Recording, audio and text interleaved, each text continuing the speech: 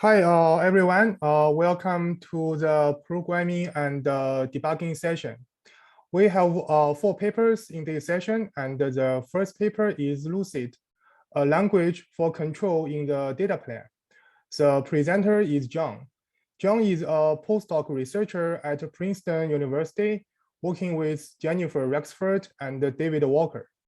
His research focuses on making hardware data planes easier to program through new abstractions and compiler techniques.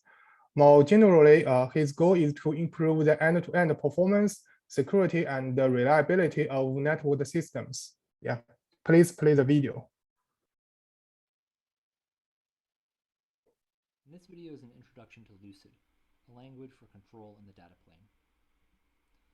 Lucid is a language for programming hardware data planes, the Intel Tofino. Today, when we think of an application for one of these hardware data planes, we might think of a program that processes packets based on remotely managed state. So for example, we might imagine a stateful firewall whose purpose it is to drop unauthorized flows. The data plane hardware decides whether or not each packet is authorized by looking up the packet's flow key in an authorized flows table. When a new flow arrives that needs to be authorized, the data plane triggers a remote control server that performs the update, inserting the new flows key into the authorized flows table. The control server also maintains the data plane state in other ways, such as by finding and deleting entries for timed out flows. The limitation of this remote control model is performance. This control loop is slow because there are a lot of unavoidable communication overheads. For example, latency due to PCI Express or the network, or latency due to processing that happens in drivers, operating systems, and control middleware. All of this latency means that for the stateful firewall, when a packet from a trusted host arrives that belongs to a new flow that we want to authorize, we're going to have to wait a long time for that flow to actually be authorized. This can cause the firewall to disrupt the legitimate traffic that it's designed to protect. Motivated by performance concerns like these, and also the increasing programmability of the underlying hardware, data plane programs are integrating elements of network control. We have P4 programs that are using features like register arrays, stateful ALUs, and packet recirculation to implement new data structures that can be updated locally from the data plane so that there's no remote control server in the critical path. Ultimately, this provides orders of magnitude better performance in terms of both update latency and also update throughput. And so recently we're seeing a lot of data plane applications integrate control and also compile to real hardware, which is really exciting. But unfortunately, there's a problem. The problem is that with today's languages, it's really hard to write data plane programs with integrated control. To understand why, let's think in a little bit more detail about programming in P4 for the Tofino. The first problem is that the primitives in P4 are very low level and focused on processing streams of packet headers. And so as a result, even programs with simple control can take thousands of lines of code to implement in P4. For example, the stateful firewall can be expressed in Python using a couple of functions, a couple of concurrent threads, and a simple hash table data structure for the authorized flows. We could probably implement this in like 200 lines of Python code. But in P4, because we have to use these low-level primitives that are awkward for expressing control or custom data structures, the resulting program is over 2,000 lines of code. And those 2,000 lines of code are not very modular, they're hard to understand, they're hard to maintain, they're hard to update. Complicating this, the second reason why it's hard to write data plane programs with integrated control using P4 is because you, as the programmer, have to reason about low-level hardware constraints that are not enforced by the language. These constraints are mostly related to operations on persistent state, which are common in control applications. P4 and other data plane languages assume that you know the constraints of your platform and will always write code that respects them. If you accidentally violate these constraints, the P4 compiler has no obligation to fail in a well-defined way or even to tell you what is wrong with your program. And in fact, real P4 compilers often don't tell you what's wrong with your program when you violate low-level hardware constraints.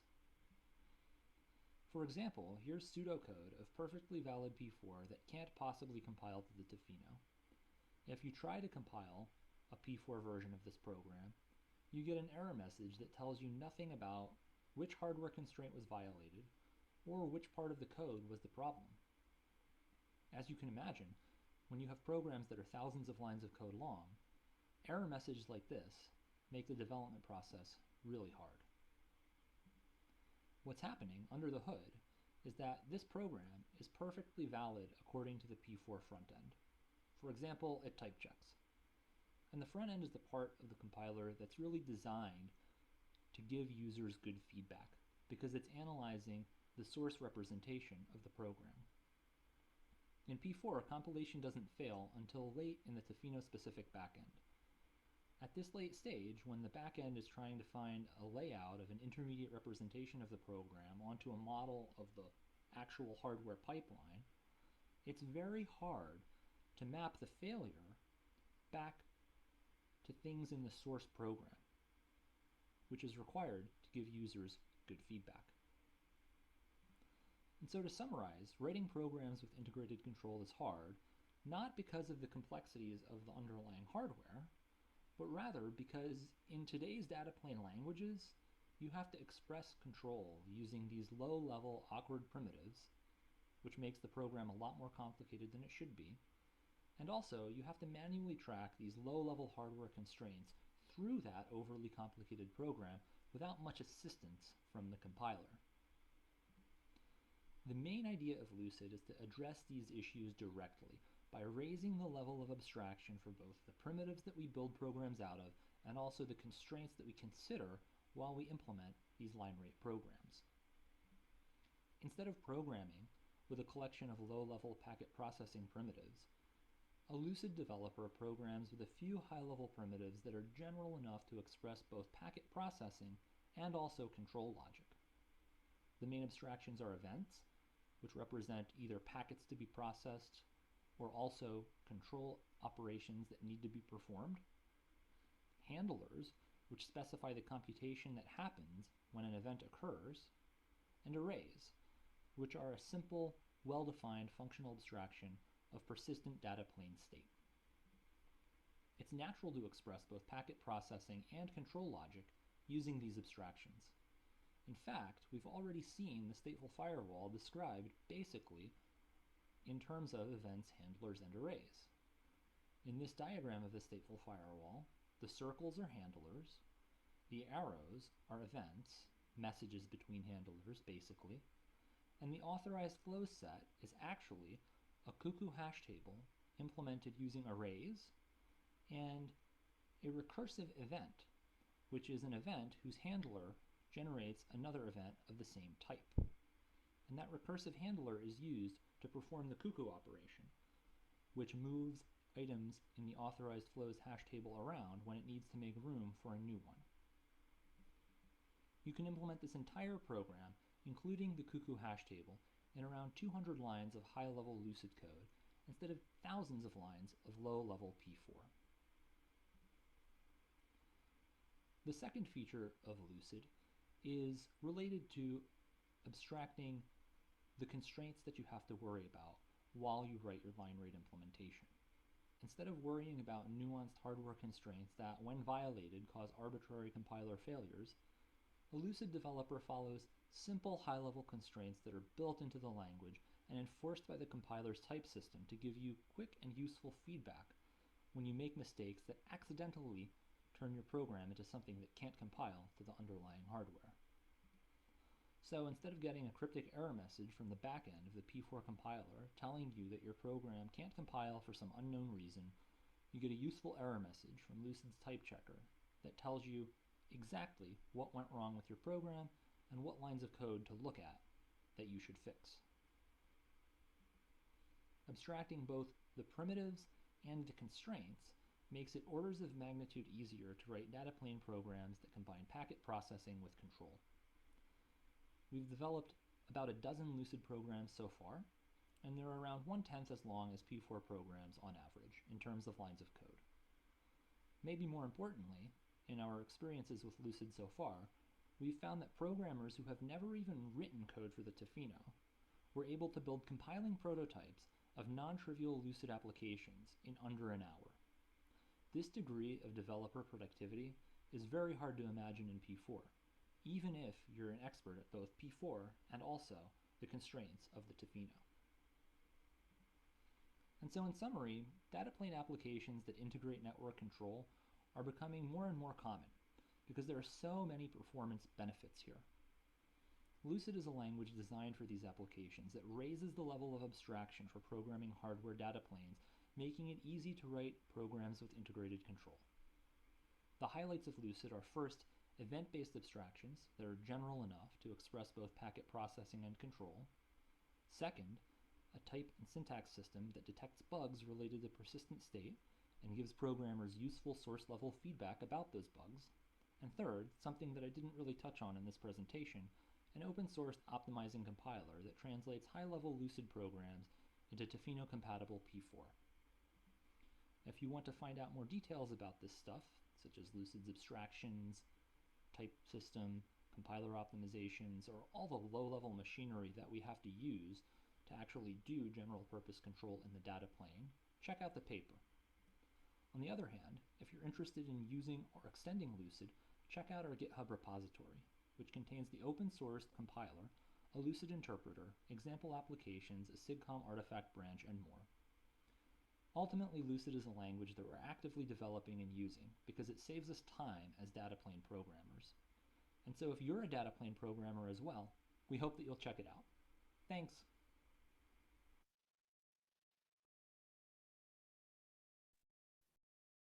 Okay, thank you, John, for the great talk. Now, let's move on to the questions. So there is one question from Jenny on Slack. So the question is that the paper, in some sense, reminds Jenny about Domino, which was published in SIGCOMM' 2016. So can you please elaborate a bit on the differences if you are aware of the Domino work? Yeah, that's a great question. This is definitely something that is related to Domino in many ways, in the sense that we're trying to design these higher level language abstractions for programming the hardware data planes. I think that Domino focuses first, the abstractions that Lucid offers kind of let you do more. So for instance, events encompass things like recirculation, which Domino doesn't really provide an abstraction for.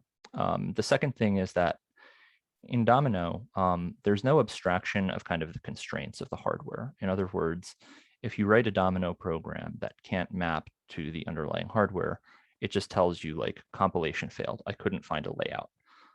Whereas in Lucid, we're kind of abstracting these constraints and integrating them into the type and syntax of the language, so that, you know, bugs are harder to introduce, and when you do introduce those bugs, the compiler can give you better feedback. Yeah, maybe also a follow up on the previous question.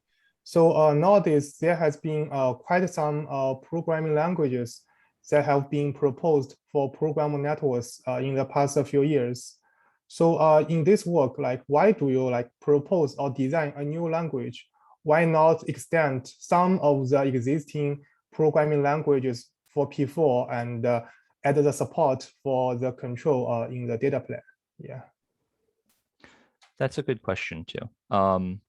So I guess there's two reasons.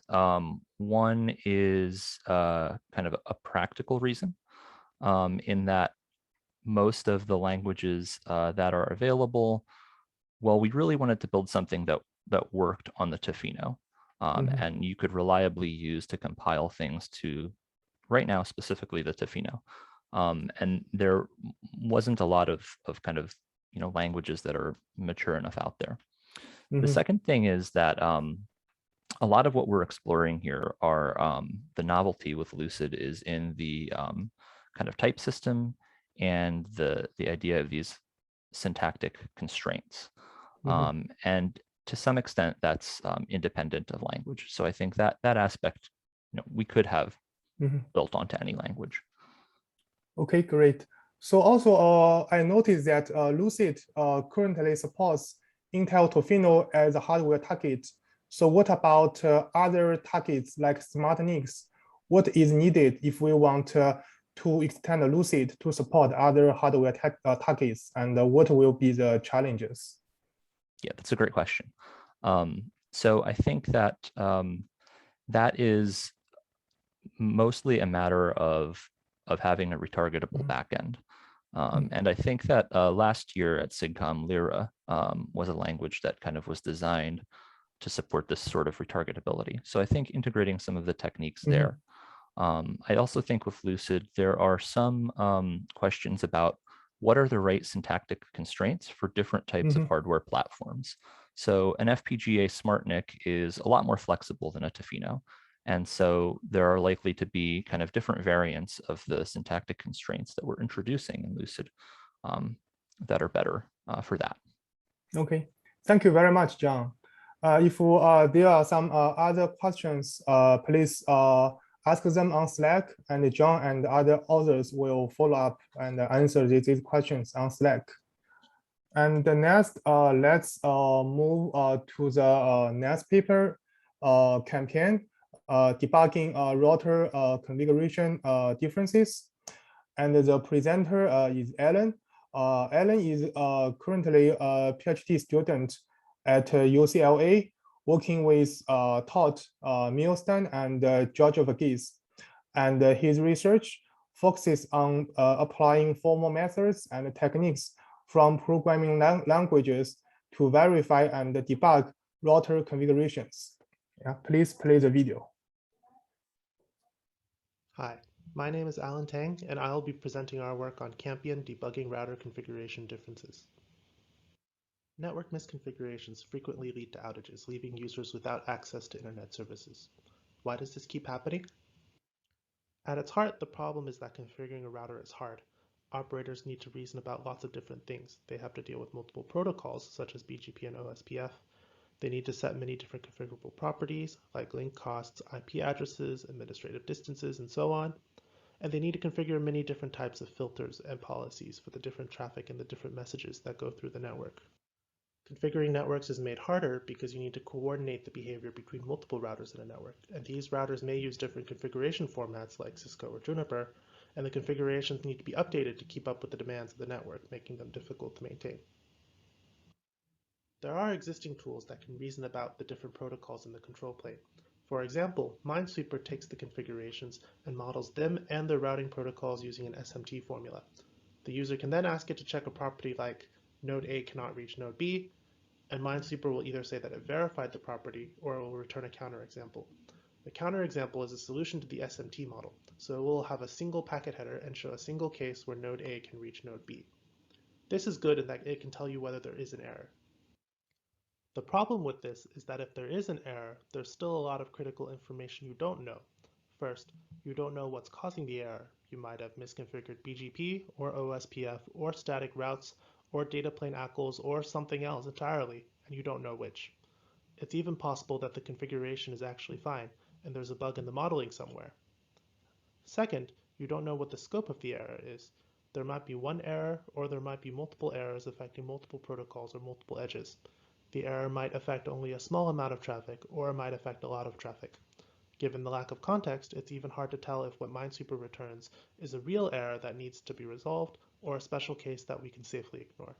So while an SMT counterexample can help you figure out whether there are bugs or not, following up on that is still hard, and the configuration difficulties I mentioned earlier still apply.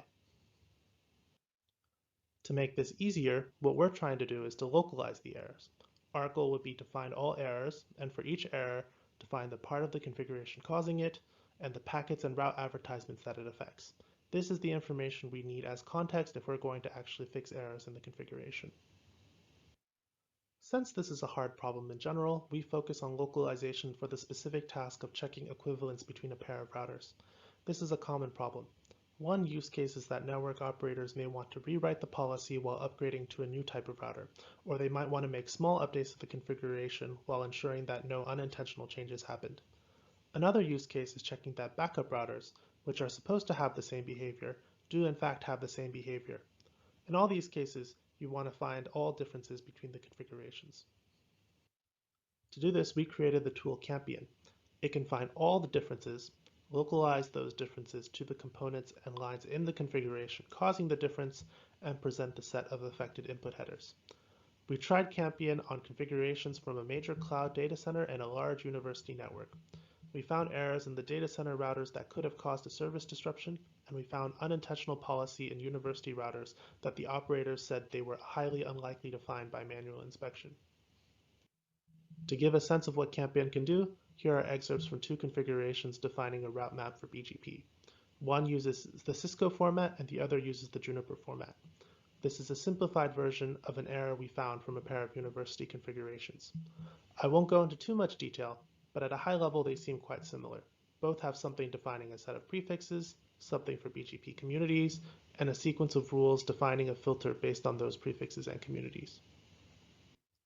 If you formulate a query in Minesweeper to do the comparison and extract the relevant variables from the counterexample it returns, you would get the information in the box on the upper right. What it says is that if you send the packet with the destination 10.9.0.0 and both routers receive the same /17 route, then one will forward while the other does not. But looking at the result itself, there's not much information about what's happening. For example, this /17 prefix does not show up anywhere in the configurations. Campion returns something different. First, it gives you two differences, unlike Minesweeper, which can only give you one. It can tell you what lines in the configuration are causing each difference, and it can tell you what the inputs affected are using the prefix from the configurations. While a single counterexample can tell you that the 10.9 packets are affected, Campion can also tell you that there is a 10.100 prefix that is also affected. If you look at it, you'll see that there's apparently something happening with the prefixes and communities in this route map. And despite looking quite similar, there actually are differences between these configurations. For the prefixes, one matches exactly /16 while the other matches /16 or longer. For the communities, one of them checks that either community matches, while the other checks that both communities match. Again, I'll mention that this was a simplified version of an error that we saw in university configurations, so this is not a contrived example. So how do we do this? The key idea of Campion is to exploit the modular structure of configurations and perform checks on individual components. Router configurations are divided into distinct components, and rather than trying to model the configuration as a whole and then tracing back to the components, Campion performs checks on the component level. This provides some important benefits. First, this allows us to immediately localize to the components, but as I'll explain later, it also lets us avoid modeling protocols, it allows simpler checks for individual component types, and it allows us to trace back to the lines while getting multiple results. At a high level, Campion performs three steps. First, it matches corresponding components between two configurations, which may require heuristics matching corresponding links and connections. Second, it compares the corresponding components, which I'll explain more later on in the presentation. And third, it provides the text and finds the headers for differences which only affect certain inputs. This is quite different from something like Minesweeper, which performs monolithic checks. Campion checks the corresponding components against one another, so you can localize back to the components immediately. On the other hand, Minesweeper would build models from the two configurations and their protocols, and it will try to find a packet and other inputs so that the resulting forwarding states are different between the two routers, returning a counterexample if it finds one. With this sort of monolithic comparison, it becomes very hard to disentangle all the different properties and components and trace the results from the model back to the configuration. Though in fairness to Minesweeper, this also allows it to be more general and check things besides equivalence.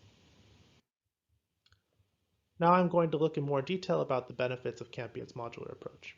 One important benefit is that Campion does not need to model or simulate protocols. For example, you can think of BGP route selection as being a fixed process that is the same in every router. You can control this fixed process using configurable components like setting route maps to filter advertisements or declaring that certain links are to route reflector clients and others are not. In Campion, we can focus on just checking the configurable parts, whereas in a monolithic comparison, you would need to model the fixed processes like BGP decision making and the final route selection too in order to get the forwarding state.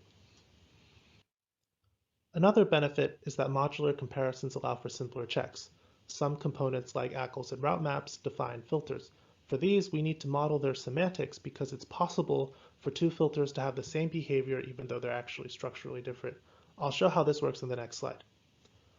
A lot of other configurable fields, however, can only be configured in a limited number of ways. For there to be a difference in behavior, there has to be a difference in structure.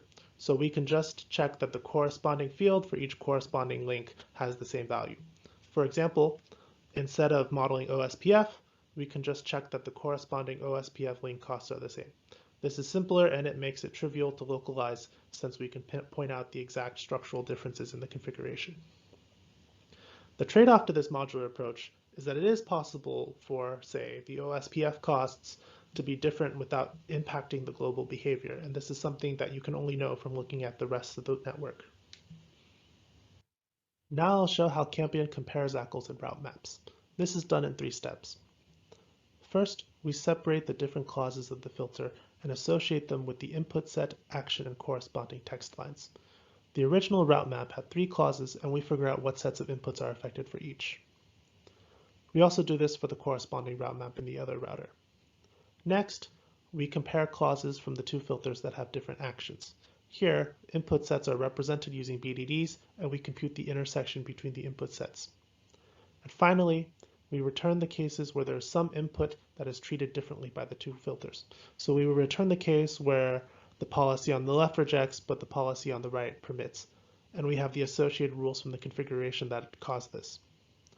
Although not shown here, we also find the representation of the set of routes using values from the configuration rather than leaving them as BDDs. You can see the paper for more details on this. Now I'll talk a bit about the results we got from using Campion. So Campion was used on configurations from a major cloud data center network. In this case, we gave them the tool and the instructions, and they ran it and interpreted the results themselves. They tried it on 3 scenarios: checking backup routers, proactively checking router replacements, and checking ACLs and gateway routers.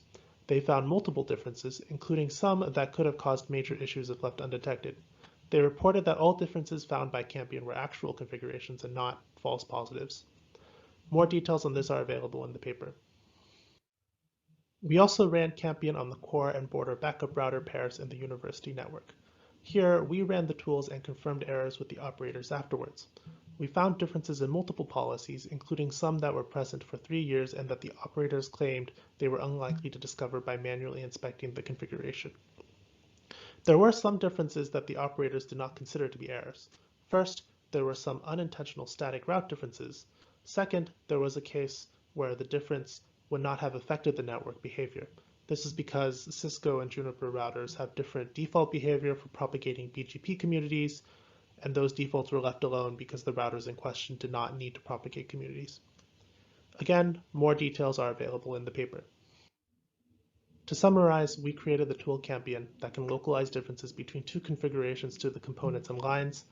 To do this, we perform modular checks, which have all sorts of benefits, and we've successfully found differences in real configurations from data centers and university networks.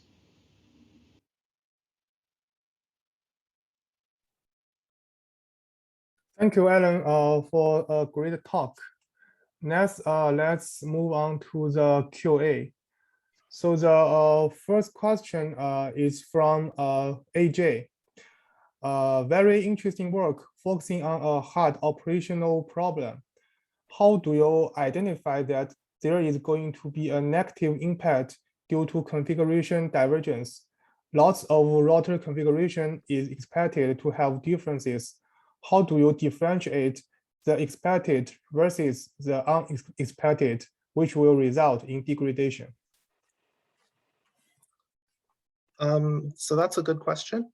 I would say that in our case, how should I say? I guess in our case, we don't really necessarily know whether differences are good and bad, but I guess sort of our idea is to say that if you present information about the difference in a sort of an easy and obvious way, then it becomes very easy to distinguish between good and bad differences. So for example, if you give a lot of context for what's going on, it should be very easy to say, external, do some sort of filter afterwards to quickly get rid of the cases that say are very clearly expected. Okay, thank you. So the next question is from Emery. So the question is, how do you handle cases where the configuration difference is due to different defaults for different router versions or router vendors? In this case, we just sort of report them as if there were any other difference. Okay. Yes, as I said in one of the examples, there was an example of different default behavior in the university routers. Okay, thank you. Okay, so the next question is from Ramadi, and the question is, great talk and work. Could you please highlight any new PL techniques, if any, to summarize or check the different router configurations, or if it is there is some known techniques that you applied in this problem domain?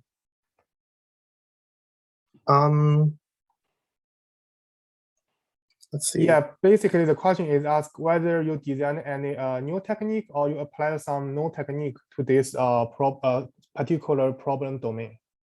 Yeah. To some extent, I guess the sort of the overall idea of Campion, I guess we do apply for route maps and ACLs, we do apply certain techniques that are, I guess, similar to symbolic execution. And then essentially the differences are in some ways grouped by paths similar to symbolic execution. Okay. I guess summarizing differences is new novel techniques. I guess there is something in the paper about how we're determining the input space based on the differences that we get. I don't know if it's necessarily novel, but it's there. Okay, thank you, Alan. Yeah, so if there are any additional questions, please ask them on Slack, and Alan will follow up. So next, let's move on to the next paper, which is Prognosis, Closed Box Analysis of Network Protocol Implementations. And the presenter is Tiago. And Tiago is a research assistant at the Programming Principles, Logic, and Verification Group at University College London. And he works on Professor Alexandra Silva's lab on automata theory, model learning, formal verification, and algorithms. Yeah, please play the video. Hi, welcome to this talk on Prognosis. My name is Tiago, and together with my colleagues Harrison Bruton, Loris Antoni, and Alexandra Silva, we've developed a Prognosis framework to analyze and find bugs in network protocol implementations. Prognosis has been able to discover a set of bugs in different implementations. Let's start by having a look at one of these as an example. This is a subtle bug Prognosis detected in Google's Quick Server implementation. Without going into too much detail, this extract on the right represents how the implementation reacts to the usual messages sent during connection establishment up to continuous data exchange at the final state. We also have linear register operations representing how some variables are modified with each transition in the system. The important thing to note here, however, is that the register operations in red represent incorrect behavior in implementation. So how can we get to this? Specifically, how can Prognosis find these bugs in a way that is automated, so that our tool can run in an unsupervised environment, modular and reusable, so that we can find bugs in different implementations and even entirely different protocols without reinventing the wheel, using flexible abstractions to be able to look for bugs in different areas of the implementation or with different perspectives and level of detail, in a closed box manner, meaning that we don't have access to the binary or the source code of the implementation. And finally, without a formal specification, meaning that we don't know what exactly is and isn't correct behavior. To achieve these goals, we have to start from what we do have, which is interactive access to the implementation. This means we can communicate with the implementation via URL or socket calls, but not see its inner workings directly. This alone does not tell us much. What we need instead is a model of the implementation's behavior. So how do we go from A to B purely by interacting with this implementation? Well, this is where model learning comes in. Prognosis employs a learner module that makes use of established closed-box model learning algorithms such as L-star or TTT to produce formal finite state machines that capture the implementation's behavior. Practically speaking, however, there are two issues with this direct approach. Firstly, the full behavior of the implementation is often too complex to be represented by classic computation models such as deterministic finite automata or Mealy machines. And secondly, even if we were to learn more powerful computation models, this will make our model too detailed, representing behavior that might not be relevant. So how do we fix this? We can solve this problem using our flexible abstractions. Instead of communicating directly in the implementation's format, i.e. binary streams of packets, datagrams, frames, etc., we use a middle box called the adapter to be able to use an abstract format that encodes only the behavior we want to capture. This raises the question, however, of how to implement this adapter to be able to translate between abstractions. Previously, this has been done by manually implementing two functions, alpha and gamma, that can abstract and concretize messages. However, that requires not only a lot of manual work, it also requires extensive knowledge of the protocol.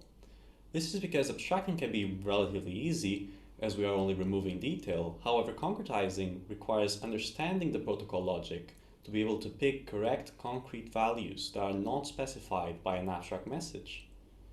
Once we combine that with needing to encode and decode packets, especially when these may be encrypted, this is equivalent to building our own implementation from scratch. So instead, we rely on the reference implementation to provide us with the logic and encodings for these translation functions. Note that this does not need to be a perfect implementation. It's merely a reference point for a model. This could be a different implementation of the same protocol, or even a client-side version of the same implementation if it is available, and can be used for all implementations of the same protocol.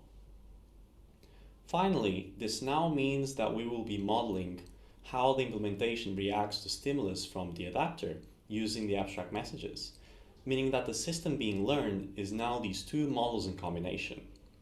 As such, to make sure that the information held only in the implementation's messages doesn't go to waste, the adapter keeps track of all of the input and outputs going through the translation functions alpha and gamma in a structure called the oracle table. Why do we want to retain this oracle table? Well, after doing model learning via the adapter, we get a model like this. This model captures how the implementation behaves according to our abstract messages, the message input and outputs occurring at each transition. However, we are still not at a point where we would find our bug. As you can see, we are missing the register operations in our model. This is because register operations are not something that can be captured in DFAs or Mealy machines. However, they are crucial in detecting quantity-based bugs. This is where the oracle table comes in. The exact quantities exchanged are all recorded in oracle table, so we can use a synthesizer module to produce the linear operations representing these quantity changes based on samples gathered during initial model learning. Specifically, the synthesizer will take as input the oracle table, the learn model, and a selection function determining which variables of the concrete traces to take into account, and produce the linear operations representing changes in those variables as transitions are taken in the model. But as you can see, this model is still presented as a matter of fact of what is occurring, without any information of whether the behavior is correct or not. This takes us to Prognosis' last component, the analysis module. The analysis module provides access to a set of techniques that can be used for knowledge acquisition or bug finding. The first one of these is a standard non-determinism check. This check runs at learning time and ensures that every piece of information being passed to the model learner is deterministic. This is crucial as the models we are using are deterministic, and as such can only capture deterministic behavior. Initially, this may sound like a limitation, but in combination with abstractions, it's a blessing in disguise. Let's see why with an example. Just by showing this diagram, I think most of us would recognize that this is the classic TCP three-way handshake. And we can do that not despite some handshake information being omitted. We can do it because non-essential information has been removed via abstraction to form an abstract model representing ideal TCP handshake behavior. That means that in a way, this diagram is already a model, just not a formal one. But applying Prognosis to the server implementation gets us a learned formal mealy machine extract, like this one. This model passes our non-determinism check, because non-deterministic or infinite behavior, such as sequence and ACK numbers, have been abstracted away. If we were to introduce these in our abstraction, repeating the same trace would produce different outputs, as sequence numbers are usually started on random values. With a value deterministic model, Prognosis can continue as usual by synthesizing the model's linear patterns. This sounds like a really basic thing to require, but this simple check has revealed critical security vulnerabilities that could be used for denial of service attacks in top traffic platforms. We'll talk about that a bit later on. The second analysis method Prognosis provides are equivalence checks. This is when we take our model and another model, say of another implementation of the same protocol, and compute the differences in their behavior. These differences could then be either due to different valid design decisions or represent incorrect behavior in one of the implementations. This is the case for a Google bug. As you can see on the check result, the last three virtual operations are supposed to keep increasing, but were actually constants. Finally, Prognosis also gives the user a digestible model of the implementation, which can be useful for an implementation designer. Let's now look at some of the results we got from Prognosis. Firstly, using equivalence checks on different implementation models, we were able to find that different server implementations reacted very differently to illegal client input. After talking with the quick implementers, we came to find that this was due to different implementers interpreting the RFC definitions differently, which resulted in the quick RFC being slightly adjusted to better specify what behavior should be adopted. Secondly, we were able to produce learned and synthesized models for the Cloudflare quick implementation quiche. We're happy to report Prognosis found no bugs in these models. In fact, upon manual inspection, we have to say it's one of the most pristine models of all the implementations we've learned. Really clean and stable behavior. Thirdly, we learned and synthesized models for Google's quick implementation, and using equivalence checks and some manual analysis of the models, we were able to find the bug we've been using throughout this talk. This bug was due to that section of the protocol not being implemented yet. Fourthly, using a partially learned model of Facebook's Move Fast implementation, we were able to find a security vulnerability that could be used for denial of service attacks. This only required a partial model as it was immediately caught during learning by the non-determinism checks. Finally, as we have used Quick Tracker, a famous quick testing implementation, as a reference implementation for the quick adapter, we were able to identify a logic error in its connection establishment algorithm. This was easily noticed in learned models as there were a number of transitions that led the connection to enter an unrecoverable state. Finally, if you'd like to use Prognosis, we will need three things from you. The first one is an implementation to learn and analyze. If you have access to the source code, Prognosis can plug into Docker containers. If not, a simple URL will do too. The second one is a translation functions alpha and gamma for the protocols adapter, be it via reference implementation or manually implemented. If you'd like to test a TCP or quick implementation, we have done this step for you. The third one is a set of abstract messages to be used in your model. This will be a subset of the abstract messages your adapter understands that you can use to narrow down the behavior of the implementation you'd like to learn. Finally, even though Prognosis doesn't need a formal specification, if you do have some formal properties you'd like Prognosis to focus on when looking for bugs, it will gladly take those too. You can find an implementation of Prognosis at github.com/uclpplv/prognosis, as well as the adapter modules for the quick and TCP protocols. Thank you for watching.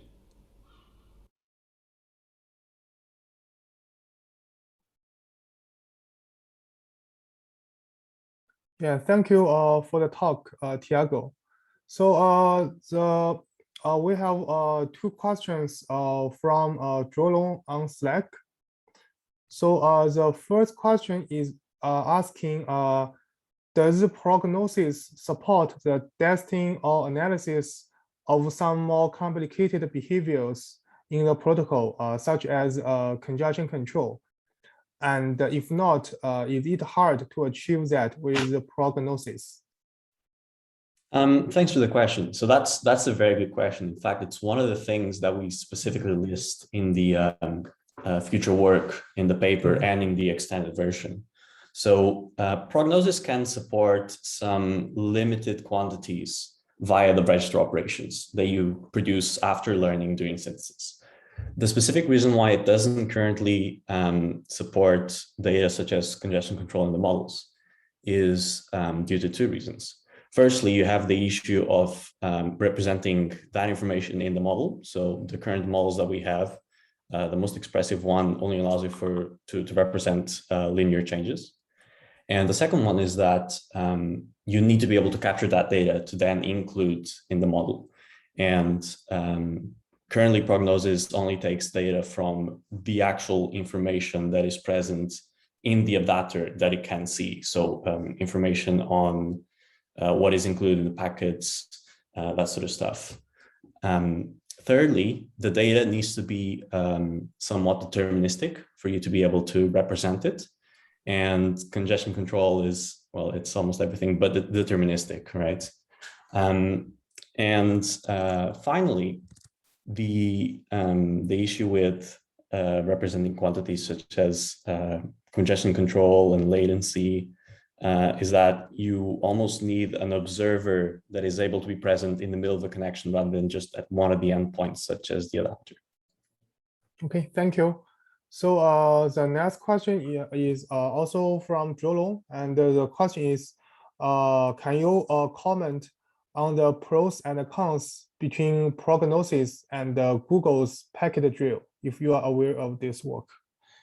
Sure. So there are a couple of key differences. In fact, when we were looking to produce some learned models for TCP, for example, one of the reference implementations we considered as an option for TCP was packet drill, because packet drill allows you to, via a script, provide a series of instructions to produce packets and to receive them back and analyze them. And that's pretty much what you want to do in an adapter. You need to be able to send on demand whatever packet you want to and receive the output, decode it, and have it in a readable format. The main difference is that packet drill is more like, I believe it is more like a sort of a scripting system where you provide either tests or use cases or scenarios that you program, and you can run those against different implementations to see how they match on the output. And what we wanted with Prognosis was more of a way to be able to, without actual scenarios implemented, actively explore the implementation, map it out, and provide a model with the given abstraction that you're working on, provide an actual model of the overview of how it completely maps out with the actions that you provide. So I don't believe that packet drill currently provides that, or at least I'm not aware of that functionality. Probably one of the cons for Prognosis compared to packet drill is that if you use packet drill, there's very little programming that you need to do off the actual adapter, right? You're probably writing your own scenario, or maybe using scenarios and scripts from different implementers only on your specific implementation. And with the case of Prognosis, if this is a new protocol that you're trying to learn, you need to provide the actual instructions for the adapter. Okay, thank you, Tiago. So if there are any more questions, yeah, please ask them on Slack, and Tiago will follow up on Slack. Okay, thank you. And Thank you. Finally, let's move on to the last paper in this session, test coverage metrics for the network. And the presenter is Xie Yang. Xie Yang is a second-year PhD student at the University of Washington, and his current research interest is in network verification. Please play the video. Hi, I'm Xie Yang from the University of Washington. Today I'm going to talk about how to make better use of network testing and verification by reporting coverage metrics for the network. This is a joint work with Ryan, Karthik, Ratu, and Dave. Network outages have massive consequences, causing revenue losses for companies and severe hardships for users. There have been outages when bank accounts went offline, millions of users got disconnected, and planes got grounded. That's why researchers have built testing and verification tools to reduce bugs that cause such outages. Today, network testing and verification have been used by all major cloud providers to operate their networks. Now, if we look into such practice, the way it works is that network engineers need to write a test suite. A typical test suite has multiple tests, such as can A reach B? Another input is data from network, such as configuration or forwarding state. Then, verification tools are used to check whether these tests pass or not. Any violations will be caught and reported, which then helps engineers to fix bugs in their network. This works well and has reduced outages in practice. However, even if all tests are passing, can we be confident that the network has low probability of outage? The answer is not necessarily. The success of verification is limited by how effective it is applied. If some aspects of the network were not tested, it could still be broken and cause an outage. Here I'm going to show you an example outage in a tested network. This is inspired by a real outage, but is simplified to show the idea. We are looking at a typical data center topology that was designed to withstand any one node or one link failure. A test suite was in place in which one of the tests checks that all leaf routers on the bottom should have connectivity to WAN, and it passed with no problem. However, when B1 failed, the entire data center got disconnected from WAN. So why would that happen even though we had a test suite checking this connectivity? The test suite did not catch a configuration error at B2. B2 was misconfigured to use a null default route by accident. So, when B1 failed, the data center lost all its ways to reach the external world. This is an example of a testing gap. To prevent outages, one way is to wait for outages, find root causes, and add corresponding tests to prevent same types of bugs. But that cannot prevent the next outage. A better way to do so is to systematically detect testing gaps and proactively fix them. However, testing gaps are by no means obvious in today's complex networks, and there is no way for engineers to get such feedback. So, what can we do? Let's take some inspiration from software engineering. In software domain, people write unit tests and integration tests to detect bugs. Besides, to quantify test quality and reveal testing gaps, a number of code coverage metrics were there, such as which subroutines or lines of code were or were not covered. That has been a standard feedback loop for software engineering.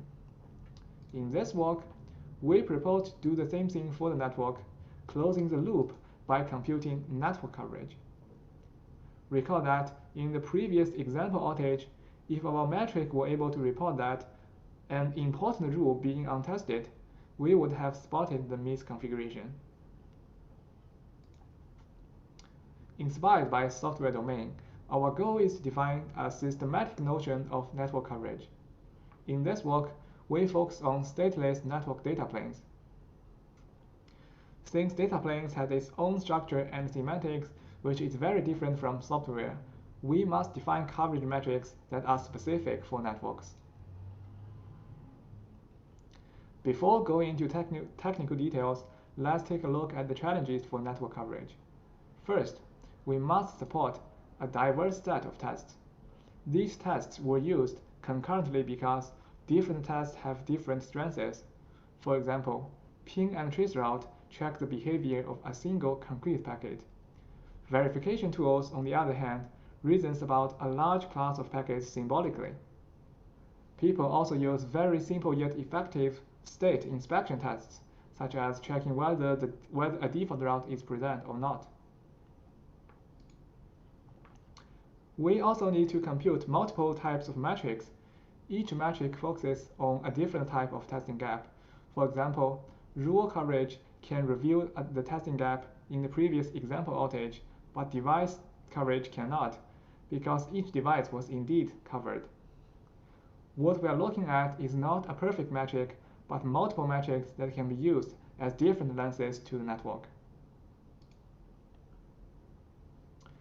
Now, given such a variety of tests and metrics, how do we compute any metric from any test while avoiding combinatorial explosion of cost? Another specific challenge is how to compute end-to-end metrics from local tests. In this case, if the test were to check local forwarding behavior, can we claim that some network path has been verified end-to-end? Another interesting problem to ask is how to merge coverage from multiple tests when they are very different types. A rule, for example, can be tested with both a traceroute using one packet and by verification using a million packets. How do they compare to each other regarding coverage, and what is accumulated coverage for both tests?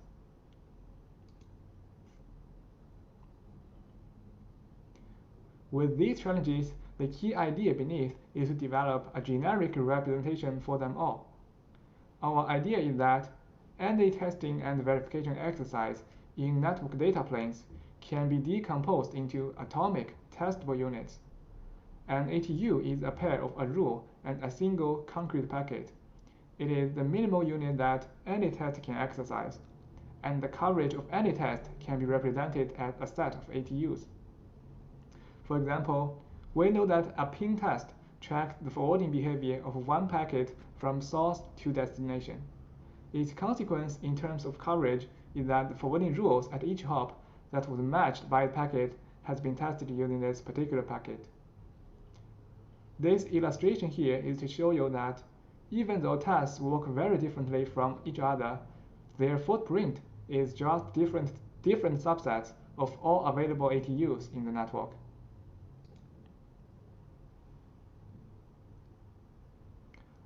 Network components such as rules, devices, and paths can also be represented as bags of ATUs. For example, a forwarding rule can be tested with packets that can match its prefix, so its ATU representation is the cross product of itself and all matching packets. The data plane state of a device is all rules on it, so it can be represented as union of ATUs of all its rules. And other components can be represented in a similar way. Now putting everything together, the benefit of ATU is that we can easily support diverse types of tests and metrics as long as they can be represented as sets of ATUs. First, the coverage from multiple tests can be easily merged using union operations. On the other hand, each data plane component can be modeled as bag of ATUs. To compute coverage, the raw coverage of any component would just be the covered ATUs in the bag, divided by the volume of the bag. And from raw coverage, we can also easily compute different metrics by aggregating specific types of network components. We can also weight the component using the actual amount of traffic it carries. Default routes, for example, will be given higher importance by this weighting. This is how coverage works conceptually. A lot more is going on to compute coverage in a scalable manner, but I have to skip in the interest of time. Please refer to our paper for details. We built our system and deployed it in Azure Global Data Centers. Now I'm going to share the experience using one of the production data centers. We present a side-to-side comparison when coverage was first enabled and after 1 month deployment of our tool. The original test suite had 2 tests. One checks that each device has a default route and it must have correct next hops. The other checks that the spine routers can reach loopback addresses of neighbor leaf routers. This is an example of the use of different types of tests. Now let's look at coverage. The 2 tests did great for covering all devices, but they are not testing the majority of forwarding rules. This result was at first surprising, while on the other hand demonstrated the value of using multiple metrics. We detected a set of systematic testing gaps by breaking down these numbers into details. These gaps were about important classes of forwarding rules being untested, such as forwarding rules for host subnets, router loopbacks, and connecting links. 3 of these gaps were fixed within the first month of our deployment. By that, we boosted rule coverage to 90% and covered additional 17% of network interfaces. It's not perfect yet, and the effort is still going on. To conclude, we posit that to make better use of existing network testing and verification, engineers must have feedback on testing quality. And there is no way today to systematically detect these testing gaps. So in this work, we define and compute network coverage to make it possible. We proposed the first conceptual framework of network coverage metrics, and our system improved the testing quality significantly in Azure deployment. I'll stop here. Thank you, and please feel free to ask any questions. Thank you for the great talk, Xie Yang. Next, let's move on to the Q&A. So the first question is from AJ. Impressive work. Great perspective to associate with software testing, given the diversity of today's networks. So Xie Yang, can you mute a little bit while I was repeating the question? There were some echoes. Works now? Let's see. No, can you mute when I was repeating the question? Oh, okay, sure. Okay, so given the diversity of today's networks, multiple vendors, functions, configurations, how do you handle the test search space explosion? Connectivity tests are one aspect. Do you handle performance tests such as degradation in throughput or latency? And also, have you thought about probabilistic nature of impacts? Thanks. That is a really good question. I think indeed, one shortage of our current model is that we choose to use a static and deterministic view of network data planes. So we choose this design to be aligned with current verification tools, who also takes a static snapshot as an input. So it indeed, cannot handle like performance tests that performed in live networks. And we think this is true, and we hope to, kind of develop better models in the future.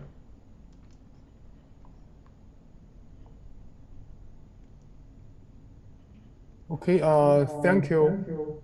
So I have a question. So the solution has been deployed at Microsoft Azure. So is this specific to data center networks? Can it be used for other types of networks like ISP networks? Yeah, thanks for the question. It's a really good question too. I think our principle works is generic enough for all types of networks such as ISP networks, and as long as the model fits. For example, our model believes that all data planes can be modeled using like match action tables and its rules, and the goal of testing is to use like testing packets to test the behavior of how these networks handle these packets. So yes, and I think different diverse types of networks are supported. Thank you. And we have another question from Annan on Slack. So the question is that based on Annan's operation experience, many problems are caused by service-specific property missing. Say whether e-commerce service X can can be forwarded by all devices in a machine room in Los Angeles. And the question is, can this work cover such a case if the operator totally miss any testing cases about this property due to the problem of the operator? Thanks, and that's a really good point. So indeed, we think to solve this particular problem, our solution would be that there are some natural interests of network testing, so we want to, in that case, we want to, instead using the all pairs reachability as the denominator, for example, we want to allow users to specify the scope of interest. For example, if we had a way to specify that interest and list that as a denominator of coverage, we can still have a very useful feedback from what proportion of that reachability or forwarding rules or devices are covered in that scope of interest. I think that would be still a very interesting feedback. Thank you, Xie Yang. So that's all for this session, and then we will have a short break before we start the next session.